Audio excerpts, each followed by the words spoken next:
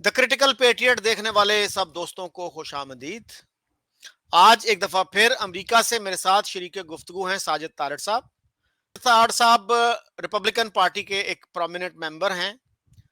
तारड़ साहब, मैं आज आपसे जानना चाह रहा हूँ, हमारे यहाँ दो टर्म्स यूज होती हैं, एक ब्लाइंड पेट्रियटिज्म और एक जो टर्म कम यूज होती है वो है क्रिटिकल पेट्रियटिज्म। और मैंने कहीं पढ़ा कि अमेरिकन एजुकेशन सिस्टम में क्रिटिकल पेट्रियटिज्म पे जोर दिया जाता है। ये नहीं है कि आपने हर हालत में अपने मुल्क को सपोर्ट करना है। अगर आपका मुल्क दुरुस्त है, दुरुस्त समत में जा रहा है, तो आप उसको सपोर्ट करेंगे। अगर वो गलत समत में जा रहा है, गलत पॉलिसीज अडॉप्ट की हुई हैं, तो आप उसको क्रिटिसाइज करेंगे ताकि उसकी इस्लाह हो सके। बगैर क्रिटिसिज्म के तो इस्लाह नहीं होती। तो आप नहीं समझते कि ब्लाइंड पेट्रियटिज्म ने पाकिस्तान को बहुत नुकसान पहुंचाया है? मैं जो सबसे पहले तो शुक्रिया आपका, थैंक यू सो मच। आपने बड़ा अच्छा टॉपिक आज पिक किया। मैं बिलखसूस इसमें ये कहना चाहूंगा, बल्कि इससे आगे चलूंगा कि जमहूरियत जो है वो भी बगैर क्रिटिसिज्म के, एक स्ट्रॉन्ग अपोजिशन के बगैर जमहूरियत भी चल नहीं सकती। अगर देखा जाए तो constructive criticism is very important for your growth. उसमें जब तक आप आइडेंटिफाई नहीं करेंगे, जब एक पार्टी रूल में होती है, दूसरी पार्टी जब तक उसको क्रिटिसाइज नहीं करेगी, बैलेंस नहीं हो सकेगा। यहाँ पे अमेरिका के अंदर अमेरिका की तरक्की का माजी में आजकल उस पर ग्रिप थोड़ी कमजोर होती जा रही है। चेक एंड बैलेंस जो था वो एक इनकी ग्रोथ का, तरक्की का एक स्ट्रॉन्ग पिलर था कि चेक एंड ग्रोथ। एक अदारे के ऊपर दूसरा अदारा चेक एंड बैलेंस करता था, उसको क्रिटिसाइज करता था, बैलेंस पे लगा है। बल्कि यहाँ पे मैं खासकर आपने देखा होगा कि अमेरिका, उसको इसके साथ भी अटैच करना चाहूंगा। आपने देखा होगा कि प्रेसिडेंट के पास सिर्फ 2 टर्म्स होती हैं, 8 साल से आगे प्रेसिडेंट नहीं जा सकता। और ज्यादातर देखा गया है कि जब 8 साल एक प्रेसिडेंट आता है तो 8 साल के बाद दूसरी पार्टी का प्रेसिडेंट आता है। तो एक पेंडुलम की तरह लेफ्ट और राइट चलता है, बैलेंस किया जाता है इन चीजों को। पाकिस्तान में कहूंगा, पाकिस्तान अफसोस के साथ ये है, एक तो जमहूरियत की फाउंडेशन ठीक नहीं है। 3 पॉलिटिकल पार्टीज हैं, तीनों की तीनों एस्टेब्लिशमेंट के पेड़ से पैदा हुई हैं। दूसरा उसमें बल्कि जो मैं 2 चीजें जो खासकर हमारे पाकिस्तान के अंदर पॉलिटिक्स में इस्तेमाल की जाती है, जिसकी वजह से हम ब्लाइंड पैट्रियटिज्म की तरफ चले जाते हैं, मजहब को इन्वॉल्व कर लिया जाता है। जब पॉलिटिक्स, सियासत के अंदर आप मजहब को ऐड कर लेते हैं तो फिर लोग समझते हैं कि ये अब हमारा सियासी लीडर नहीं रहा, ये हमारा मजहबी पेशरवा बन चुका है, ये गलती करने से मुबर्रा है। तो वो एक approach itself is a wrong approach. और आजकल we are again facing that कि एक पार्टी बिल्कुल उन्होंने यू टर्न लिया फ्रॉम नया पाकिस्तान टू रियासत मदीना, और they still stuck with it.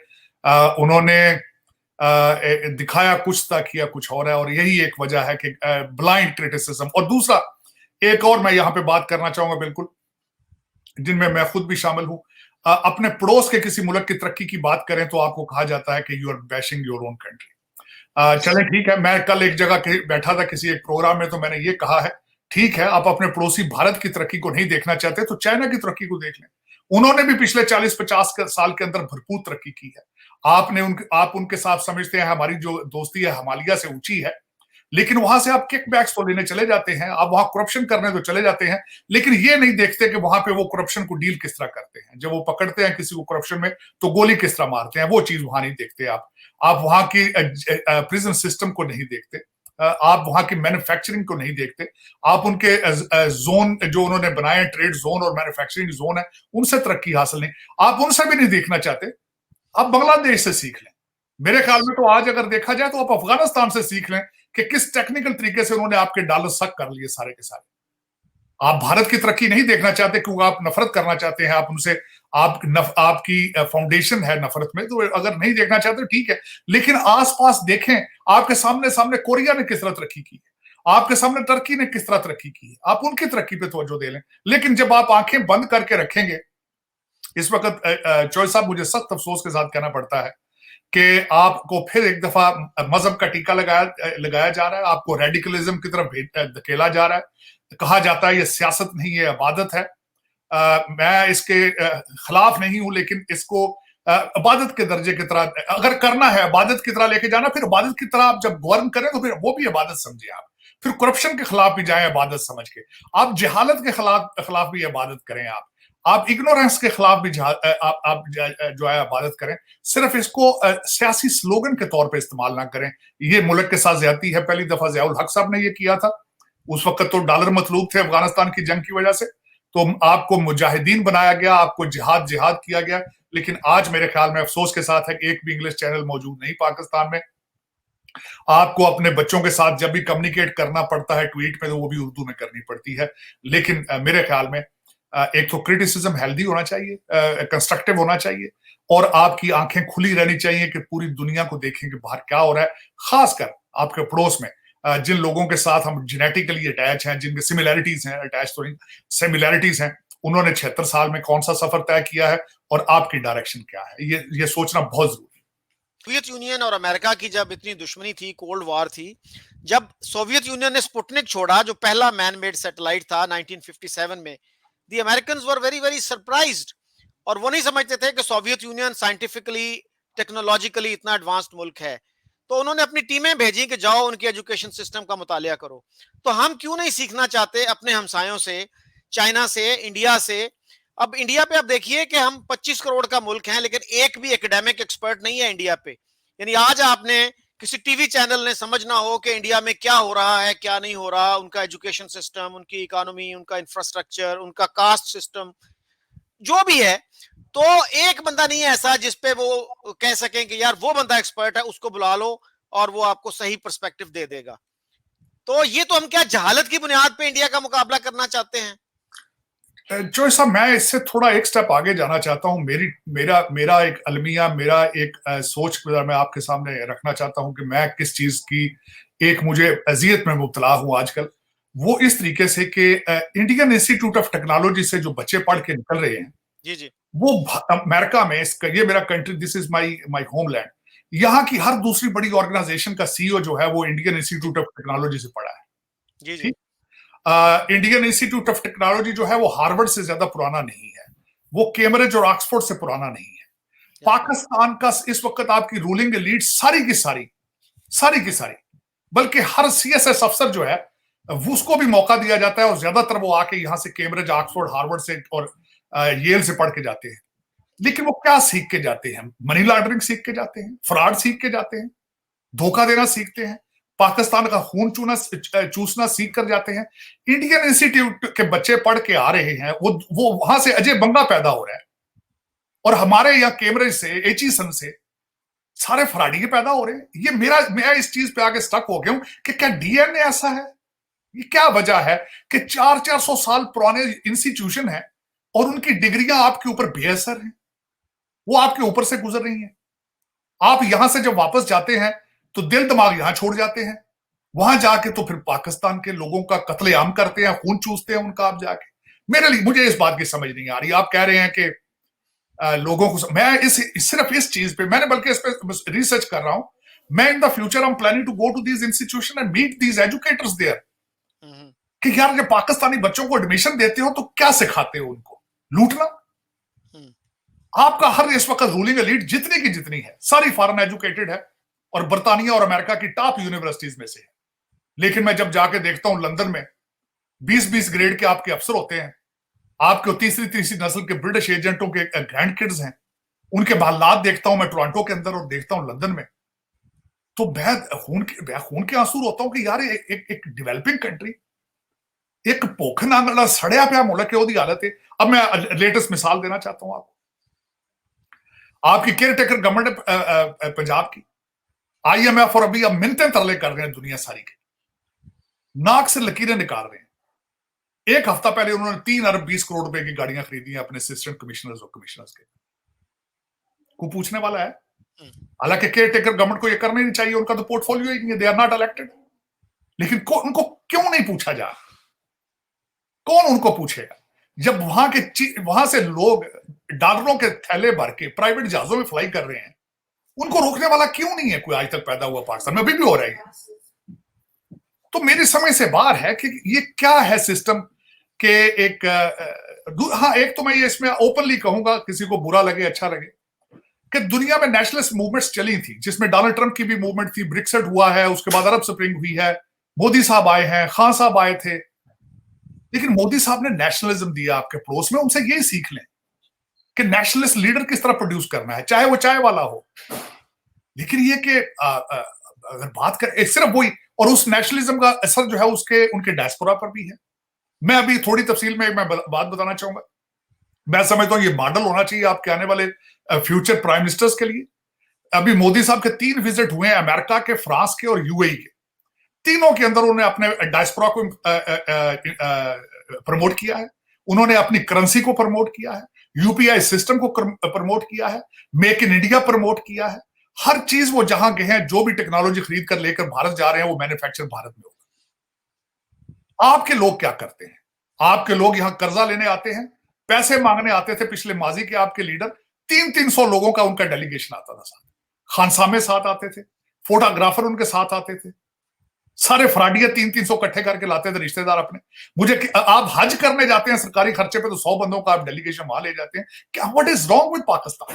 What is wrong with the Pakistanis? मेरे लिए ये सोचें, मेरी सोचें, मेरी रिसर्च, मेरे एजुकेशन सारी, जब मैं अपनी मदरलैंड पे लेके जाता हूँ, सारा कुछ रुक जाता है, फेल हो जाता है। ये मुझे खुद, मैं I am very concerned about it कि व्हाट इज रॉन्ग, हम क्या चाहते क्या है, व्हाट इज आवर डेस्टिनेशन। लेकिन आपकी रूलिंग एलीट सारी, चॉइस साहब, अफसोस के साथ आपकी रूलिंग एलीट आपके साथ जो खिलवाड़ कर रहे हैं, सारे ऑक्सफोर्ड और कैम्ब्रिज के पढ़े हैं और सारे हार्वर्ड के पढ़े।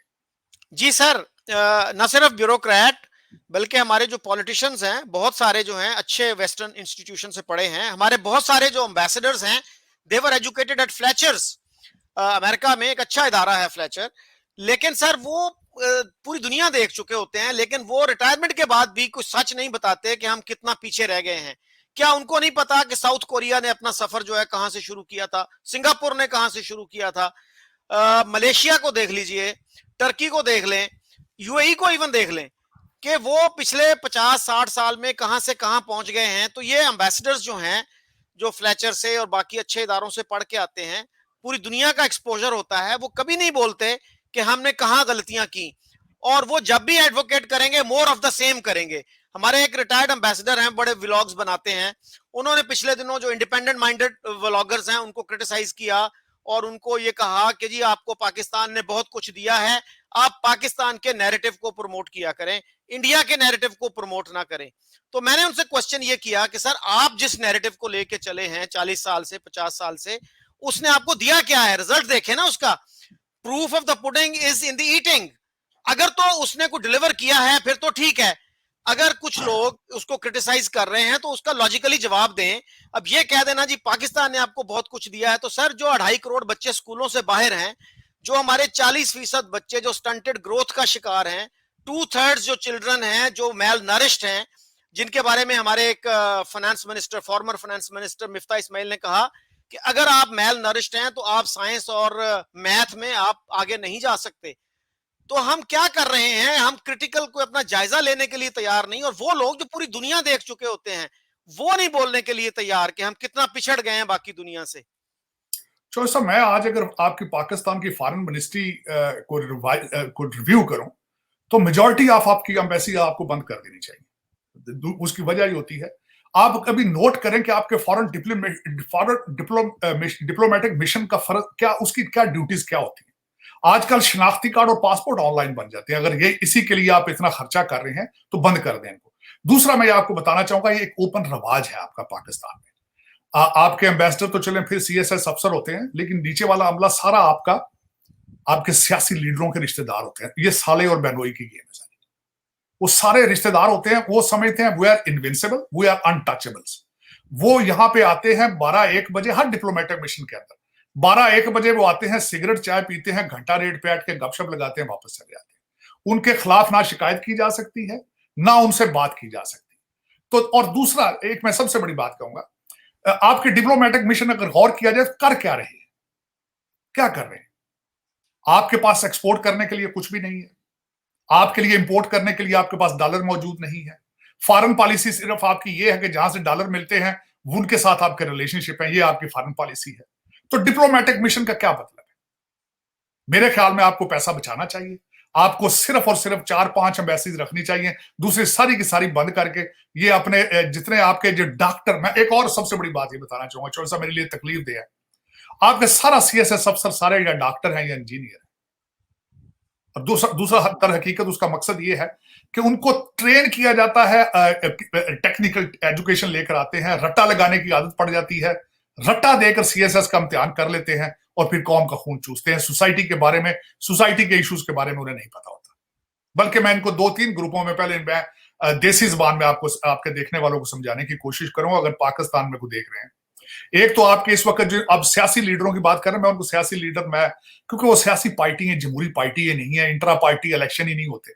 अब आप, मैं उस पर थोड़ा सा और मजीद बात करना चाहूंगा। मुझे ये बता दें, इसहाक डार साहब के बारे में इस वक्त बड़ा चर्चा है, पता नहीं उन्होंने प्राइम मिनिस्टर बनना है या नहीं बनना, लेकिन उनके पास स्वाय एक अपने पार्टी लीडर की रिश्तेदारी के अलावा उनके पास कौन सी एबिलिटी।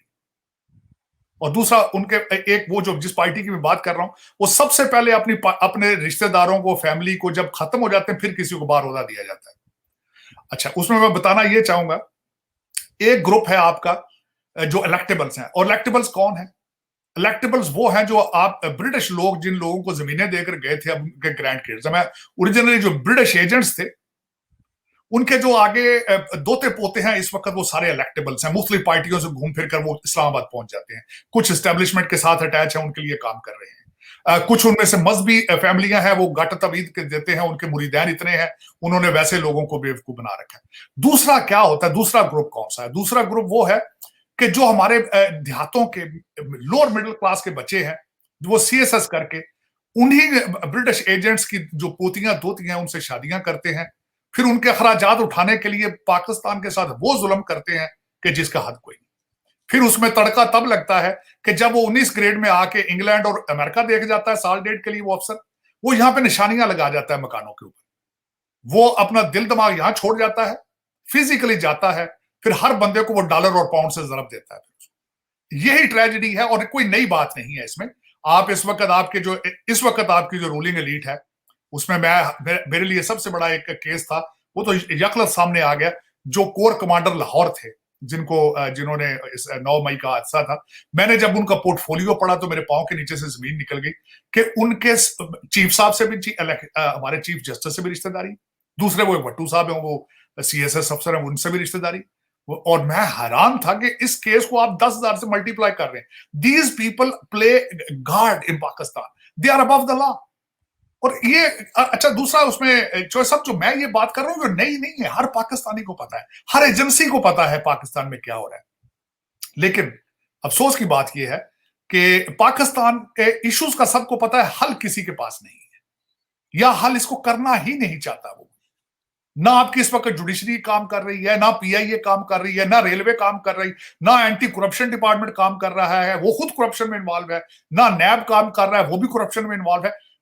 ऐसे अफसोस वाली बात है, 25 करोड़ लोग इस वक्त नाउमीद है, मायूस है। हालांकि कहा जाता है कि मायूसी गुनाह है, लेकिन मुझे अभी तक जो सब 2-3 चीजें अभी तक किसी ने नहीं बताई। एग्रीकल्चर रेवोल्यूशन की बातें हो रही हैं मुसलसल, लेकिन करप्शन के ऊपर, अकाउंटेबिलिटी के ऊपर किसी ने अभी तक ना को क्रैकडाउन करने का प्लान बनाया है।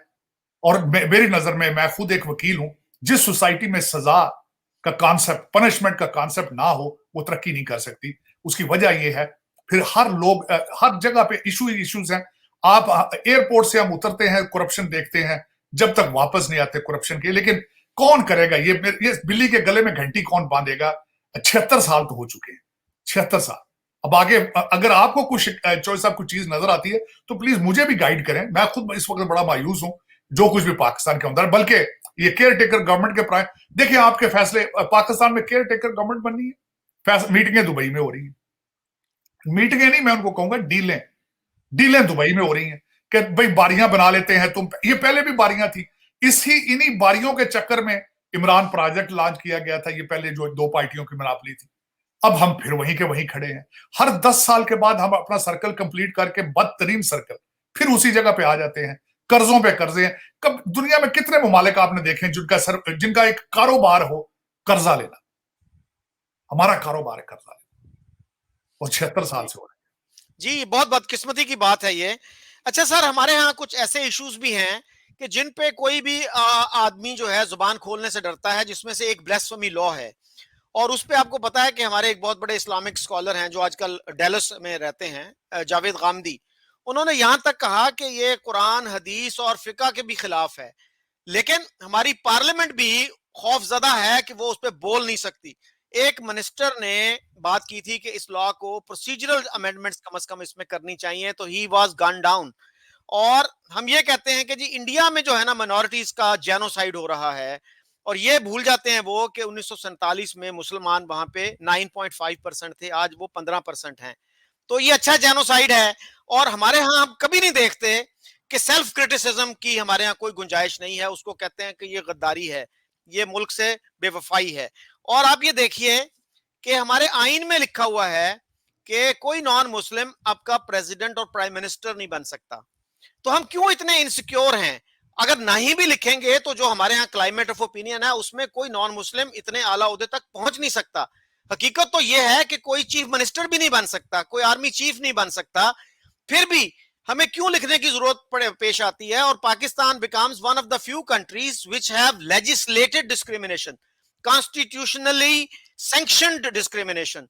तो इससे कोई कोई बंदा बात नहीं करता। भुट्टो साहब जैसा एक लिबरल आदमी जिसने 73 का आइन बनाया, उन्होंने भी इस्लाम को स्टेट रिलीजन डिक्लेयर कर दिया और सारी चीजें ये डाल दी।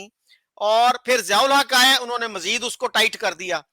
तो क्यों हम माइनॉरिटीज को इक्वल राइट्स नहीं देना चाहते, जबकि हम ये चाहते हैं कि जो नॉन मुस्लिम मेजॉरिटी कंट्रीज हैं वहां पे मुसलमानों को इक्वल राइट्स दिए जाएं? देखें जो साहब, मैं समझता हूँ ब्लास्मी तो एक वेरी सेंसिटिव मैटर है मेरे ख्याल में। मैं आई एम नॉट अ मजहबी स्कॉलर, मैं आई एम नॉट उसमें मुझे कुछ ज्यादा इतना एक्सपीरियंस नहीं है, लेकिन मैं ये जरूर बताना चाहूंगा कि आप जब देखते हैं टर्किश ड्रामे देखते हैं तो टर्की का मॉडल क्यों नहीं देखते? वहां पे religion is your personal matter. आप जिस खुदा में भी बिलीव करना चाहते हैं, it is your own choice. आप क्यों इस चीज को दूसरे लोगों पे इन्फोर्स करने की कोशिश करते हैं?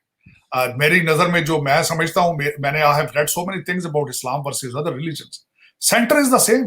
दूसरा, मैं एक और जो मेरा पर्सनल एक्सपीरियंस चॉइस है मजहब के हवाले से, हम लोग इस्लाम या किसी मजहब की फिलॉसफी को छोड़ के उसके रिचुअल पे तवज्जो ज्यादा है। देखें, अगर फिलॉसफी पढ़ी जाए तो हर मजहब की फिलॉसफी इज द सेम। हर मजहब ये कहता है कि बड़ों की इज्जत करें, आप एक दूसरे से प्यार मोहब्बत, बल्कि यहां तक मैं कहूंगा कि जब तक आप एक दूसरे से प्यार करना नहीं सीखते, आप you cannot reach God to begin with, regardless what the religion is. और दूसरा, दुनिया, मेरा जो एक सबसे बड़ा एक्सपीरियंस है कि दुनिया में कोई भी मजहब जो है वो हेटरेड और वायलेंस प्रमोट नहीं करता। ये आप लोगों ने, दूसरे लोगों ने अपने फायदे के लिए इन चीजों को ऐड किया है इन चीजों में। लेकिन मेरे ख्याल में, अब मैं अमेरिका की मिसाल लेता हूं, अमेरिका के अंदर सऊदी अरेबिया से ज्यादा मजहबी आजादी है मुसलमानों के लिए।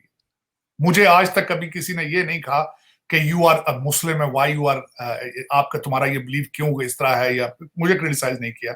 आई openly tell everybody I am Muslim, बल्कि I am Republican, I am a Trumpster. मैं ट्रम्प साहब के साथ ट्रैवल करता रहा हूँ, कई जगहों पे जाता रहा हूँ जहां पे I was the only person who is Muslim. लेकिन मुझे आज तक किसी ने नहीं कहा कि मेरी 30 मिनट के लिए डिबेट एक दफा हुई थी जॉर्ज बुश साहब के साथ, जब कुवैत के अंदर डेजर्ट स्टॉर्म हो रही थी रिलीजन बेसिस पे। 30 मिनट के लिए 1-to-1 I sat with George Bush के मैंने उनको गिला दिया था इस चीज का कि आपने किसी स्पीच में कहा था कि दिस इज क्रूसेड, तो व्हाई यू सेड इट, और he explained me for 30 minutes कि this is, I am sorry कि it was misunderstood, I didn't mean it, this is not a religious war. लेकिन उसमें मैं, जिस तरह मैंने आपको जो सब कहा है, हम जानबूझकर आपकी रूलिंग एलीट, जिनके अपने बच्चे सारे लंदन और न्यूयॉर्क और कनाडा पढ़ रहे हैं, वो जानबूझ के आपको रिफॉर्म नहीं करना चाहते, क्योंकि अगर वो रिफॉर्म करेंगे उनका बिजनेस खत्म हो जाएगा। इस वक्त आप देख लें कि आपके जितने भी लीडर हैं, चाहे किसी किस्म के भी लीडर हैं, चाहे जुडिशियल लीडर हैं, चाहे वो आपके इवन मजहबी लीडर जो है, उनके बच्चे भी बाहर पढ़ रहे हैं, जो आपके ब्यूरोक्रेट हैं, सबके बच्चे बाहर पढ़ रहे हैं। तो इसीलिए वो आपको रखना चाहते हैं दूसरी दुनिया से पीछे। अब देखें, आपको मुसलसल कहा जाता है कि इस गुलामी से मौत अच्छी है, और साथ कहा जाता है, देखो फ्रांस में, फिर कहा जाता है कि मैं वायलेंस प्रमोट नहीं करता, लेकिन फ्रांस में देखो क्या हो रहा है। लेकिन ये देखें कि लोगों के बच्चे जलील हो रहे हैं, यहाँ पे जेलों में जा रहे हैं, जो कुछ भी हो रहा है। कभी आपने सोचा इनके अपने बच्चे क्या हैं? अगर ये मजहबी ड्यूटी समझते हैं, अगर ये जिहाद समझते हैं, तो इनके अपने बच्चे आके उसमें कंट्रीब्यूट और पार्टिसिपेट क्यों नहीं करते? लेकिन ये बात सोचने वाली है आपकी अपनी, आपके 25 करोड़ लोगों के सोचने की बात है कि अगर आपका बच्चा बच्ची जो है सारा दिन सारी रात सड़क पे फिर रहा है और ट्वीट भी उर्दू में करता है, इंग्लिश में एक लफ्ज नहीं जानता, और दूसरा क्लास में परफॉर्म भी नहीं कर रहा, मैं पेरेंट्स को ब्लेम करूंगा। आज जो कुछ भी हो रहा है पाकिस्तान के अंदर, मैं पेरेंट्स को ब्लेम करूंगा जो तवज्जो नहीं दे रहे पेरेंटिंग के ऊपर, अपने बच्चों की एजुकेशन के ऊपर तवज्जो नहीं दे रहे। लीडरान के ऊपर मुझे गिला है कि आज तक किसी ने डिजिटल पाकिस्तान का नारा नहीं लगाया, आज तक किसी ने आर्टिफिशियल इंटेलिजेंस की बात नहीं की, आज तक किसी ने मैन्युफैक्चरिंग और एक्सपोर्ट की बात नहीं की। मैं समझता हूं पहली दफा आज, बल्कि हमारे आर्मी चीफ साहब हैं, उन्होंने एग्रीकल्चर रेवोल्यूशन की बात कर रहे हैं। कई लोग उसको क्रिटिसाइज कर रहे हैं, बल्कि आपकी पंजाब हाई कोर्ट ने तो उसके खिलाफ फैसले भी दिए हैं, लेकिन मैं still in favour of it, क्योंकि बॉटम लाइन ये है कि ultimately Pakistan will grow. Pakistan is an agriculture country. अगर आपका प्राइवेट सेक्टर करने की सलाहियत नहीं रखता, आपके अगर सियासी लीडर सक्सेसफुल कोई डिसीजन लेने के काबिल नहीं है, तो अगर कोई दूसरा फैसला करता है तो उसको सपोर्ट करना चाहिए, क्योंकि ultimately there are chances of growth of Pakistan, क्योंकि आने वाले दिनों में ये जो अभी रशिया ने और यूक्रेन की ब्लैक सी ग्रेन की वजह से गंदम की प्राइस भी बढ़ेगी, और जो इस वक्त भारत ने अपने चावल एक्सपोर्ट करने पर पाबंदी लगाई है, चावल की प्राइस भी बढ़ेगी। सो इस in under given circumstances Pakistan has to focus on agriculture, Pakistan has to start manufacturing as well. और दूसरा, आपकी यूथ जो है बेचारी जो किश्तियों में डूब रही है, कोशिश करनी चाहिए किसी ना किसी लीडर को इसका हल निकाले, इनको आर्टिफिशियल इंटेलिजेंस और इनको डिजिटल पाकिस्तान की तरफ लेकर जाए। अच्छा सर, हमारे मजहबी लीडर खास तौर पे और इवन नॉन रिलीजियस लीडर्स भी एंटी अमेरिकनिज्म उनमें बहुत पॉपुलर है, और पाकिस्तानी सोसाइटी भी, हम ये अक्सर डिबेट करते हैं कि एंटी अमेरिकनिज्म ज्यादा है या एंटी इंडियनिज्म ज्यादा है। कभी एंटी अमेरिकनिज्म ज्यादा हो जाता है, कभी एंटी इंडियनिज्म ज्यादा हो जाता है। तो हमारे जो है, क्या आप कैसे देखते हैं इसको? आप पाकिस्तान से हैं, पाकिस्तानी सोसाइटी को समझते हैं। अब काजी हुसैन अहमद, उनका बेटा खुद अमेरिका में पढ़ता रहा, लियाकत बलोच साहब के बेटे ने अभी हाल ही में कनाडा से अपनी पीएचडी कंप्लीट की, तो यहाँ पे वो कहते हैं कि नहीं नहीं, ये तो बहुत ईवल कंट्रीज हैं। तो ये क्या है हमारा तजाद? इसमें चोई साहब, ये इज वेरी फनी, बल्कि हमारे मौलाना तारुल कादरी साहब जो कि खुद कैनेडियन सिटीजन है इस वक्त, और वो पाकिस्तान की सियासत के लिए बड़ी कोशिशें भी करते रहे हैं और बहुत रेवोल्यूशनरी स्पीचें भी देते रहे हैं, लेकिन ही इज कैनेडियन सिटीजन। यही कंट्राडिक्शन है कि हर बंदा अमेरिका के झंडे को आग लगाना चाहता है, लेकिन अगर आज वीजे खोले जाएं तो मैं समझता हूँ पाकिस्तान पे बंदा बचेगी कोई, सारे अमेरिका आ जाएंगे। यही एक तजाद है। अब यहाँ पे मैंने बैठ के देखा, ये सिर्फ पाकिस्तान का मसला नहीं है। इस वक्त अमेरिका की एड जो है सबसे ज्यादा इजिप्ट और इजराइल जाती रही है। इजराइल मिस्र के अंदर भी एंटी अमेरिकन सेंटीमेंट्स हैं, टर्की के अंदर भी यही हालत है, टर्की भी रेसिपिएंट बहुत बड़ा यूएस एड का, और पाकिस्तान के अंदर भी। अब मैं यहाँ पे मैंने इसको डिस्कस किया कई दफा पाकिस्तान अमेरिकन लेजिस्लेटर्स के साथ और स्टेट डिपार्टमेंट के साथ। मैं जब ट्रम्प पीरियड के अंदर आई was very much involve in state department, तो स्टेट डिपार्टमेंट ये कहता था कि हम अपने एलाइज को एंटी अमेरिकन सेंटीमेंट्स इसके साथ खेलने की एक सर्टेन लिमिट तक इजाजत देते हैं, कि ये पॉलिटिकल स्लोगन है, तो ड्यूरिंग इलेक्शन और सम अगर कर लिया जाए तो we don't mind it, we look towards the other side. तो वहां तक इनको इजाजत दी जाती है और वहां तक ये इस्तेमाल भी करते हैं। लेकिन अगर मौलाना फजलुर रहमान साहब हैं, उनके बारे में भी उनकी भी एक निकली थी कि during his meeting with the American ambassador he said, मुझे अगर चांस दिया जाए, I will serve your interest better than the other political parties. तो आप उसकी वजह ये है, उसकी एक सबसे बड़ी वजह, आपको बार बार मजहब के टीके लगाए जाते हैं। आपको बार बार, जिस तरह मैंने आपको कहा कि पहले ज़ियाउल हक साहब ने आपको एक कोर्स कराया जिहाद का, और उसके बाद अब अफसोस के साथ यह कि हमारे अमीरुल मोमिनीन जो हैं, वो पहले उन्होंने सफर शुरू किया था नए पाकिस्तान से, लेकिन उनका स्लोगन है रियासत मदीना। ये टीके लगाए जाते हैं आपको मजहब के, सिर्फ पॉलिटिकल गेन करने के लिए, और खास कर उसमें रिपोर्टें थी। अफसोस के साथ है कि हमारे रिजवी साहब थे, इंटेलिजेंस रिपोर्टों ने इनको गाइड किया था कि आप मजहबी टच दें और इनका जो वोट बैंक है पंजाब के अंदर उसको कैप्चर करने की कोशिश करें। लेकिन जो मैं समझता हूं, आपकी रियासत की ड्यूटी है, जो भी इसको रूल करता है, कि कोशिश करें। वेस्टर्न सिविलाइजेशन की तरक्की का सीक्रेट ही यही था कि उनको बहुत टाइम लगा चर्च और स्टेट को अब अलग रास्तों पे ले जाने के लिए। आपको भी चाहिए कि अगर पूरी तरह से इस चीज को सेपरेट नहीं कर सकते, लेकिन अपनी अपनी गाइडलाइंस के अंदर रखें इनको। हर चीज को मजहबी रंग देना, टच देना, मेरे ख्याल में इस वक्त 21st सेंचुरी में it's not a popular slogan. आने वाले दिनों में आपको चाहिए सोचना होगा कि नई जनरेशन, सबसे बड़ा तो अगले दिन आपका एक वेकअप कॉल होनी चाहिए थी, लेकिन आपने पाकिस्तानी उसको नहीं करेंगे। जो ग्रीस में जो कश्ती डूबी थी जिसके अंदर बच्चे पाकिस्तानी मरे थे, यूथ थी वो सारी, और खासकर मैं जिस एरिया से हूँ, चौसा मंडी, बहाउद्दीन, गुजरात एरिया से ज्यादातर लोग वहां से थे। हमें सोचना होगा कि ये बच्चे क्यों जा रहे हैं, ये बच्चे जाते हैं और फिर अब बार बार आप कहते हैं कि जी हमारा ये डायस्पोरा है, हमें फॉरेन रेमिटेंस आ रही है, लेकिन ये क्यों नहीं देखते। मैं एक कंपैरिजन देना चाहूंगा थोड़ा सा अफसोस के साथ, फिर मुझे भारत का देना पड़ता है कंपैरिजन। उनका डायस्पोरा जाता है, पढ़ लिख के जाता है, वीजे लेकर जाता है, और वो हेल्दी तरीके से ऑपरेट करता है जहां भी रहते हैं। लेकिन हमारे डायस्पोरा यहाँ से बगैर तालीम के जाता है, किश्तियों में जाता है, पैदल चल के जाता है, और healthy part of foreign countries नहीं बन सकता। ये आपकी कमजोरियां हैं, आपकी स्टेट की कमजोरी। आपने कभी इस चीज पे सोचा नहीं है कि इनको टेक्निकल एजुकेशन दी जाए, इनको खुद भेजा जाए बाहर, ताकि ये पाकिस्तान के लिए एक एसेट बन सके। मैं बल्कि मैं पंजाब यूनिवर्सिटी में सब खुद जब पढ़ता था, मैं बड़ा वोकल इस चीज पे बात करता था। एमए पंजाबी, एमए फारसी, एमए अरबी, एमए उर्दू। बल्कि मुझे याद है एलिस फैज थी, फैज अहमद फैज की वाइफ थी, उन्होंने एक दफा आर्टिकल लिखा, मुझे याद है एक दफा मैं पाकिस्तान में मैंने पढ़ा था, वो कहती थी यूनिवर्सिटियों को बंद करके यहाँ पे वोकेशनल इंस्टीट्यूट बनाए। देखें इस वक्त भी जर्मनी के अंदर सबसे ज्यादा मैकेनिक्स हैं। आप कोशिश करें, आपकी इसी वजह से मैन्युफैक्चरिंग खत्म हो चुकी है, इसी क्योंकि हुनर सिखाया नहीं जा रहा। बिल्कुल आपको तालीम दी जाती है, बीए की डिग्रियां बांट दी जाती है, ना जाबे हैं ना अच्छा बीए की डिग्रियां क्या बांटनी, सबसे बड़े।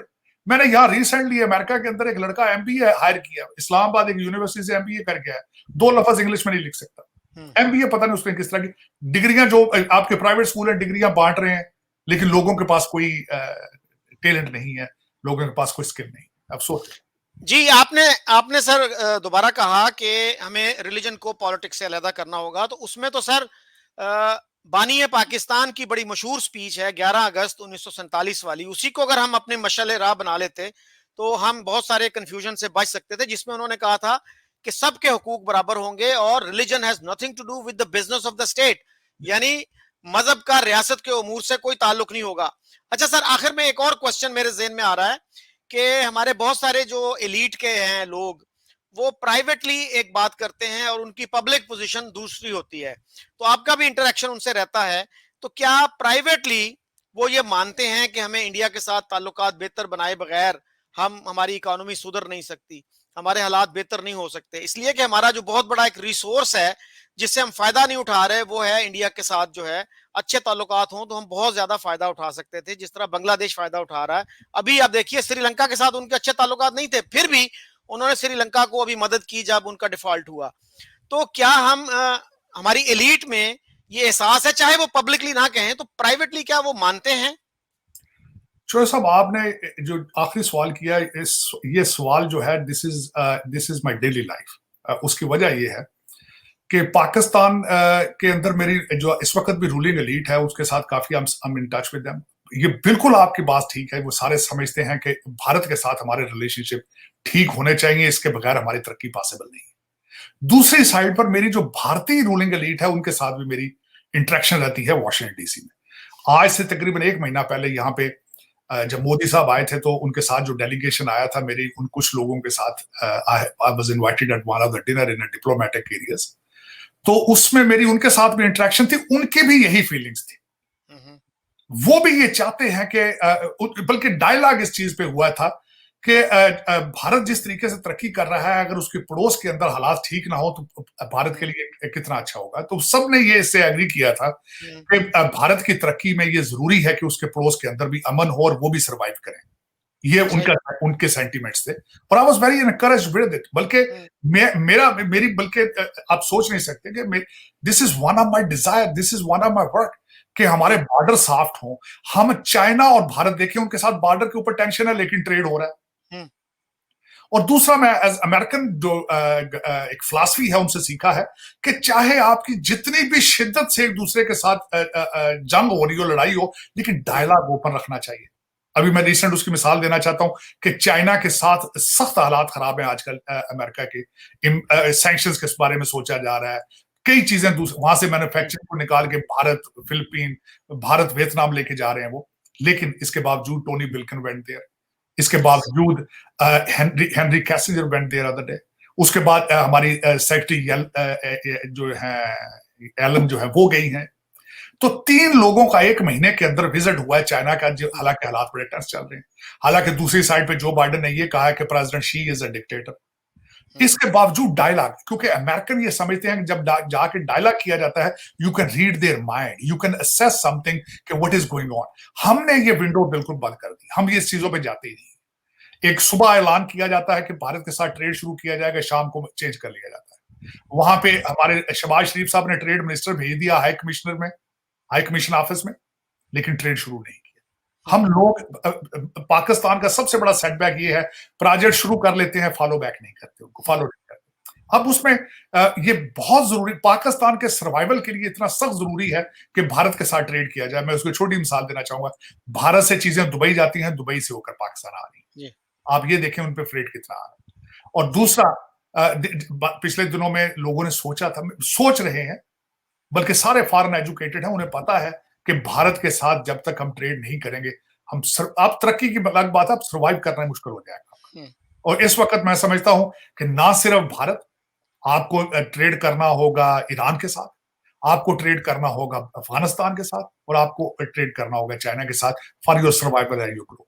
इसके बगैर ना आप सर्वाइव कर पाएंगे, ना ग्रो कर पाएंगे। लेकिन इस वक्त पाकिस्तान की जो रूलिंग एलीट है वो समझती है इसको, लेकिन वो डरते किस चीज, डरते हैं मजहबी हलकों से। वो ये समझते हैं कि कश्मीर के इशू पे हमें ब्लैकमेल किया जाएगा, मजहबी हल्के। देखिए, एक कहते हैं जो वो जिस तरह नारा इन्होंने स्लोगन बना लेते हैं, जो मोदी का यार है वो गद्दार है, जो भारत का यार है गद्दार है। लेकिन ये कि इन लोगों को अपने पॉलिटिकल इक्विटी में का चांस लेना होगा, आपकी एस्टेब्लिशमेंट को ये चांस लेना जरूरी है कि जो भारत जिस तरीके से तरक्कियों पे जा रहा है, आप उनको देखें, उनसे कुछ लर्न करें। It is very important. और ये दौर, क्योंकि ना जो सब ये अगला दौर जो है वो जियो इकोनॉमिक्स का दौर है। अब लोग बॉर्डर पे जाकर, अब फिजिकल जंगें नहीं होंगी, जंगें हुई भी तो ड्रोन से होंगी। अब लोग एक दूसरे की इकोनॉमी के साथ जंगें करते हैं, करेंसी के साथ जंगें करते हैं, उनकी प्रोडक्ट के साथ जंगें करते हैं। तो मेरे ख्याल में इस वक्त ये आप पाकिस्तानी लोगों को सोचना होगा कि भारत के साथ अपना बॉर्डर सॉफ्ट करें, रिलेशनशिप ठीक करें और ट्रेड करें उनके साथ। देखिए, फार्मास्यूटिकल इस वक्त भारत पूरी दुनिया को दवाइयां सप्लाई कर रहा है। यस, पूरी दुनिया। आपको दवाइयां वहां से इंपोर्ट करें, आप वेजिटेबल्स इंपोर्ट करें, दूसरी चीजें इंपोर्ट करें। और मैं समझता हूं कि जिस तरीके से उन्होंने इंफॉर्मेशन टेक्नोलॉजी से लर्न किया है, आप भी उसमें से लर्न करें। अब इस वक्त जो मैंने अपने पहले early I was telling you कि वो जेट इंजन बना रहे हैं। उसके बाद अफ्रीका में, मैं एम्बेसियों के हवाले से मैं छोटी सी बात करना चाहूंगा कि देखें, उन्होंने जितनी नई एम्बेसियां खोली हैं भारत ने, सारी अफ्रीका में खोली हैं।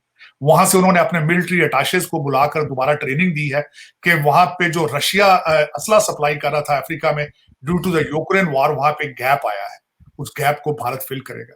तो आपको भी चाहिए कि अपनी अगर एम्बेसियां खुली रखनी है तो उनको परफॉर्मेंस बेस्ड, उनको टारगेट दिए जाएं, उनको कहें कि अगर वहां आप हमारी एक्सपोर्ट बढ़ाएं, आपको उनको इनिशिएटिव दें, अगर नहीं दे रहे तो उनको वापस बुला लें, या एम्बेसियां बंद करके पाकिस्तान का खर्चा बचाएं। जी, बिल्कुल, आपने बहुत अच्छी बात की। और पाकिस्तानियों को ये एहसास होना चाहिए कि इंडिया की खुशहाली में उनकी खुशहाली है, और इंडियंस को ये एहसास होना चाहिए कि पाकिस्तान की खुशहाली में उनकी खुशहाली है। तो हमें इसको जीरो सम गेम नहीं समझना चाहिए। तो लेट्स होप कि हम कुछ अकल के नाखुन लेंगे और इस तरफ कुछ इंप्रूवमेंट होगी, और हमें इस तरह के खौफ में मुब्तला नहीं होना चाहिए कि इंडिया अखंड भारत चाहता है। तो इसमें कोई वजन नहीं है। और इंडिया क्यों चाहेगा? उन्होंने बांग्लादेश को अपने अंदर शामिल नहीं किया 71 में, जब वहां कोई एंटी इंडियन सेंटीमेंट नहीं था। तो एक होस्टाइल पॉपुलेशन को वो क्यों अपने मुल्क में जम करना चाहेंगे? So thank you very much sir. Thank you Chauhan साहब, इट वाज माय प्लेजर।